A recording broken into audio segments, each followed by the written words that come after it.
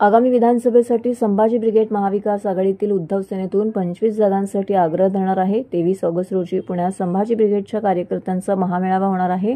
या निमित्ताने ठाण्यात मुंबई, ठाणे, पालघर आणि रायगड जिल्ह्यातील पदाधिकाऱ्यांची बैठक झाली। या बैठकीनंतर संभाजी ब्रिगेडचे प्रमुख ॲडव्होकेट मनोज आखरे यांनी माहिती दिली। ठाणे जिल्हा अध्यक्ष चंद्रशेखर पवार यांनी ठाण्यातील विश्रामगृहावरती रविवारी एका बैठकीचं आयोजन केलं होतं।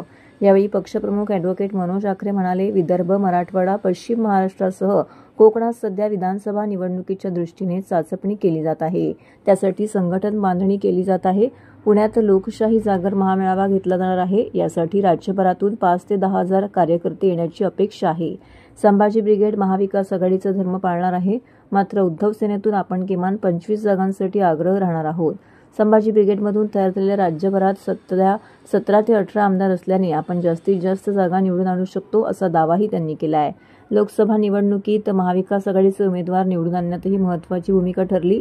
भांडवलशाहीला हादरा देण्याचं आणि संविधान बचावाचं काम संघटनेनं केलं आहे। त्यामुळे आगामी निवडणुकीत आपल्याच विचारधारेची माणसं निवडून गेली पाहिजेत, असं आखरे यांनी यावेळी सांगितलं। तर या बैठकीला शिवश्री ॲडव्होकेट मनोज आखरे, पक्षप्रमुख संभाजी ब्रिगेड, शिवश्री चंद्रशेखर पवार, ठाणे जिल्हा अध्यक्ष संभाजी ब्रिगेड, ठाणे जिल्हा शिवश्री प्रशांत गिरी, त्याचबरोबर कळवा उपाध्यक्ष शिवश्री प्रथमेश मिरगळ, विटावा शिवश्री जुनेद अन्सारी, उपाध्यक्ष मुंब्रा कौसा, शिवश्री मिलिंद पेंढरेकर, सचिव ठाणे यांसह इतर पदाधिकारी येथे उपस्थित होते। आज संभाजी ब्रिगेडची आज बैठक झालेली आहे। मुंबई विभाग, रायगड विभाग आणि ठाणे विभागाची ही बैठक संपन्न झालेली आहे। कारण 23 ऑगस्ट 2024 रोजी बालगंधर्व पुणे येथे संभाजी ब्रिगेडचा लोकशाही जागर महामेळावा आहे। त्या मेळाव्यासाठी या परिसरातील हजारो लोक त्या ठिकाणी उपस्थित राहणार आहेत आणि त्या अनुषंगाने त्याची पार्श्वभूमी आणि त्याचं प्रबोधन करण्यासाठी मी या ठिकाणी लोकांना आवाहन करण्यासाठी या ठिकाणी आलेला आहे। आणि प्रचंड मोठ्या संख्येने दिनांक 23 ऑगस्टच्या लोकशाही जागर महामेळाव्याला ही मंडळी सगळी उपस्थित राहणार आहे। त्या अनुषंगाने आजची बैठक होती आणि तसंच संघटन बांधणी, पक्ष बांधणी, त्या अनुषंगाने पुढच्या विधानसभेच्या दृष्टिकोनातून काही मार्गदर्शन, ह्या सगळ्या चर्चा आजच्या या बैठकीमध्ये संपन्न झाली। महाराष्ट्रामध्ये एकंदरीत सकारात्मक वातावरण आहे।